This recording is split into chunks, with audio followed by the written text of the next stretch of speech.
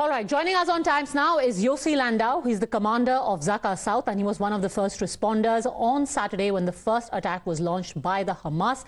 Mr. Landau, first up, please tell us which were the areas where you went for rescue and relief work, and what did you see?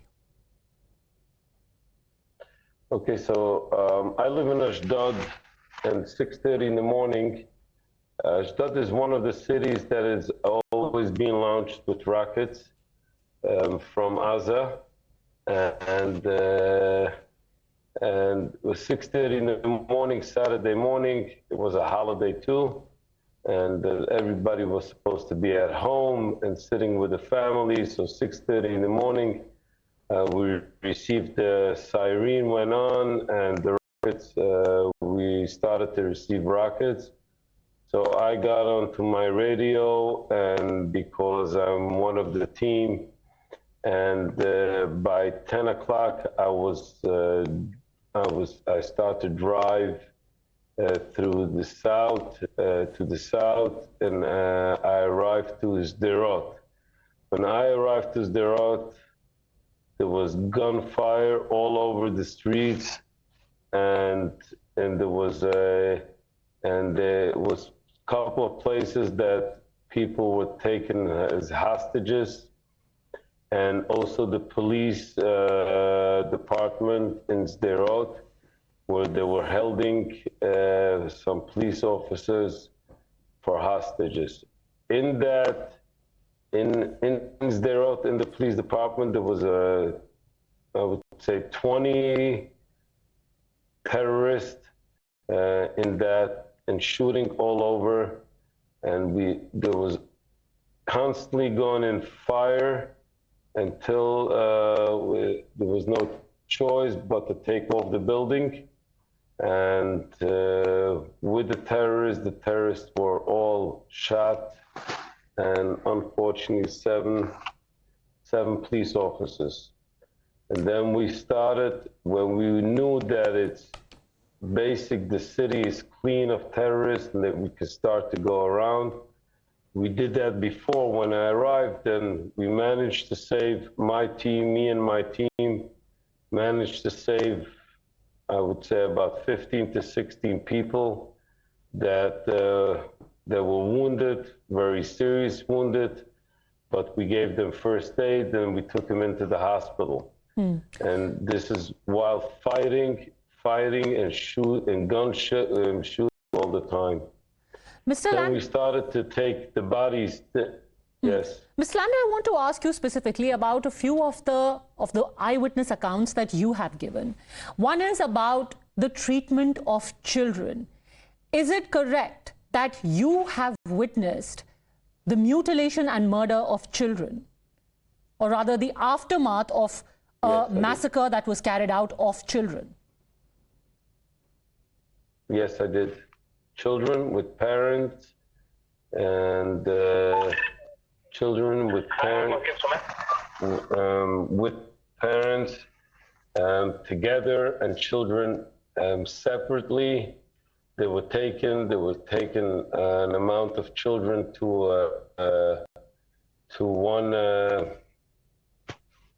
one place from different houses. Those children were tied, the hands tied to the back, and they were brutally murdered. And with that, I will not explain exactly. I will not describe exactly, because it's against our religion to say exactly, to give a description exactly, but I will tell you that it's even worse than ISIS. I can totally imagine. And you've also said that the terrorists actually were eating food while there were distressed men, women, and children in the room. That's correct. We went into one house, and we used our imagination, because we saw that when in one side of the living room, of the dining room, there was the parents, the mother and father, on the floor with their hands tied.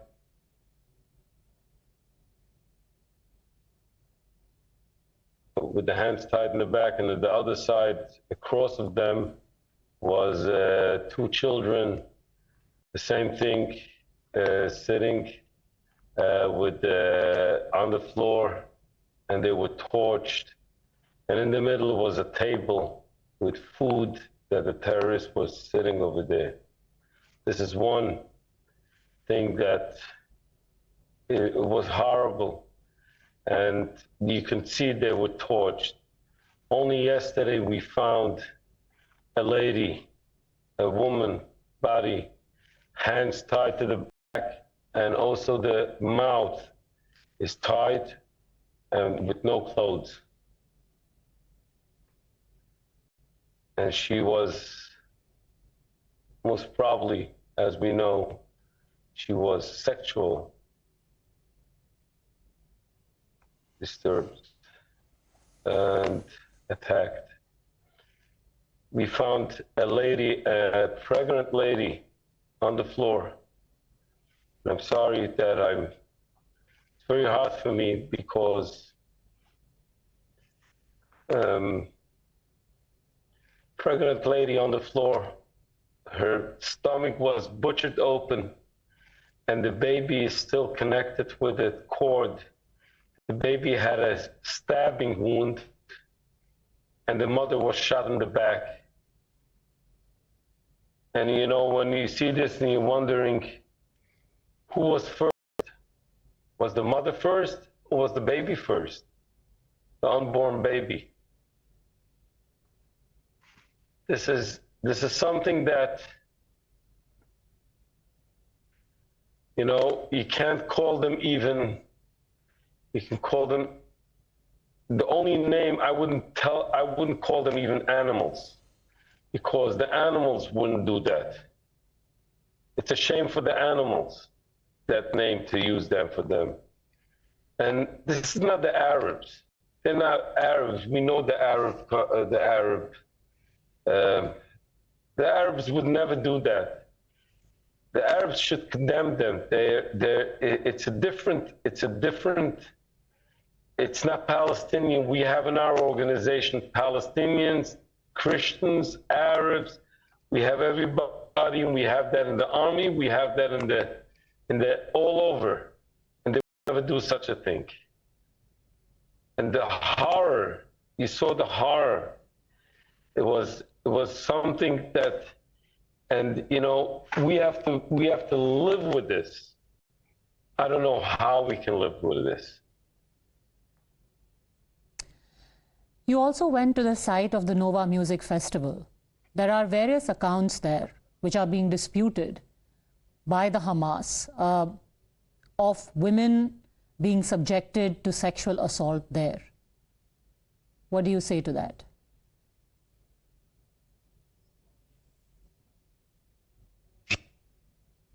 Cannot, this was in the field. I cannot approve that. I don't know. I cannot approve that. But in the houses, in kibbutz, Be'eri, and in Kfar Aza, I could approve it. In kibbutz Be'eri and the other one that you named, that is where, according to the reports that I've seen so far, maximum civilian casualties have happened. About 100 already confirmed dead in Be'eri. Is it true that the Hamas specifically went after... In Be'eri, we have 150. I'm sorry to hear that. Is it true that specifically the terrorists went after the women and children?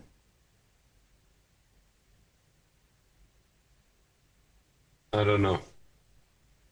They took families. They just took in families. They went after everybody. After everybody. I can't tell you if there's they went everybody, whoever they could, they killed. Whoever they could torch, they torched. I don't know if there was especially for children or something. No, were they also confirm that? Were there also signs of torture? But in my sight, to shoot somebody from the back, whatever it is, it's a war crime. And when you close and when you torture him, it's a war crime. And they did the war crime over and over again. You've also spoken, sir, of how you saw in one house about 20 children who had been brought together and murdered. Is that correct? That's correct. They were their hands tied in the back, and they were all murdered and burned. And they were piled up in two piles. That was children and minors. That means, I would say, from age 15, 16 and lower. For the last 2 days, the international media and some academics have said that Israel is engaging in disaster propaganda. They have disputed especially the case of the murder of babies. How do you respond to that? This is, I would say this is a propaganda of the Hamas, of this terrorist. Because as I said before, when you come to masquerade thousands of people for nothing while they were sleeping in the bed and just burning them to death, and even though it could be a 50-year-old person, it could be an 85-year-old person, and it could be a 2-year-old person, baby, and it could be a 1-month-old baby. It's all the same crime. It's all the same terrorist attack. It's the same brutal attack, and it doesn't make a difference. Whatever they did, this is not we know that if Israel goes and attacks, once they attack, they will warn the civilians, please leave your house because we're going to attack. Nobody's going to come at 6 o'clock in the morning and just make sure that you go into one. This will not happen, only with terrorists. Did you also see instances where there could have been torture? They were torched, yes, they were torched. We saw them, they were being torched. We saw children, parents, they were being torched. I will not give any description because it's against of our religion and of my job. I will not tell them. I will not tell because I know there's families looking around and they're all they're gonna feel very bad if they know how their baby or how the child or the kid were killed. So from me, you won't hear, yes, they were tortured. I would say they were tortured. I completely appreciate that. Of course, even recounting the details must be extremely difficult for you. I want to ask you the final question, sir. What do you make of the argument that while the crimes against children and women and anyone in Israel is horrific, there are crimes against children and women and babies in Gaza as well? Babies are dying in Gaza.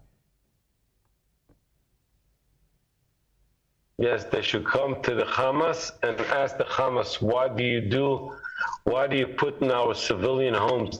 Are you making your bases? Why are you putting missiles? Why are you launching missiles from our basement? And you don't evacuate us before, because you know that any other country, that wants, will not allow to being blown up with missiles and on civilians. And I know as a fact, when I was in India, that was in Mumbai, when there was a terror attack, I was there from our organization. I saw the army, the Indian army working and evacuating everybody around where the fighting was going on, and that's a normal procedure that's being taken. That you launch missiles from your backyard without evacuating the civilians, and Hamas is doing that. All right, thank you very much, Yossi Landau, for having spoken to us. These are extremely difficult, harrowing details, but the fact is that it also lays bare the reality of what the Hamas really did. Can the world really avert their eyes from what happened? Thanks for speaking.